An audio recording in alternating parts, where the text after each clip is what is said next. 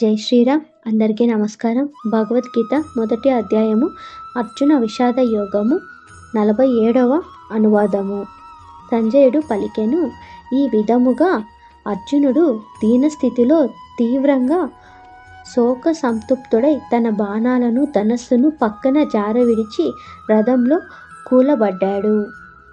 అర్జునుడు మొదలుపెట్టిన నిర్వేదం ఇప్పుడు తారాస్థాయికి చేరింది. తను ధర్మబద్ధంగా నిర్వర్తించవలసిన విధిని నైరాశ్యంతో వదిలివేశాడు. ఇది జ్ఞానంతో భక్తితో భగవంతునికి శరణాగతి చేయటానికి పూర్తి విరుద్ధం. అర్జునుడు ఆధ్యాత్మిక జ్ఞానం లోపించిన అమాయకుడు ఏమీ కాదు అన్న విషయం చెప్పడం ఇప్పుడు సమంజసం. అతడు ఊర్ధ్వలోకాలకు వెళ్ళి తన తండ్రి స్వర్గాధిపతి ఇంద్రుని దగ్గర పాఠాలు నేర్చుకున్నాడు. నిజానికి తన పూర్వజన్మలో నరుడు కాబట్టి పారమార్థిక జ్ఞానం తెలిసిన వాడే.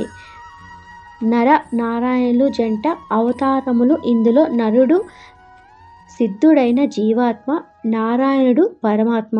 దీనికి రుజువు ఏమిటంటే మహాభారత యుద్ధము ముందు యదు సైన్యాన్నంతా దుర్యోధనికి వదిలేసి అర్జునుడు శ్రీకృష్ణుని తన పక్షంలోకి ఎంచుకున్నాడు. భగవంతుడే తన పక్షాన ఉంటే తనకు అపజయం ఎన్నటికీ కలగదని దృఢ విశ్వాసంతో ఉన్నాడు. అయినప్పటికీ శ్రీకృష్ణుడు భావితరాల ప్రయోజనం కోసం భగవద్గీత సందేశాన్ని చెప్పడానికి సంకల్పించాడు.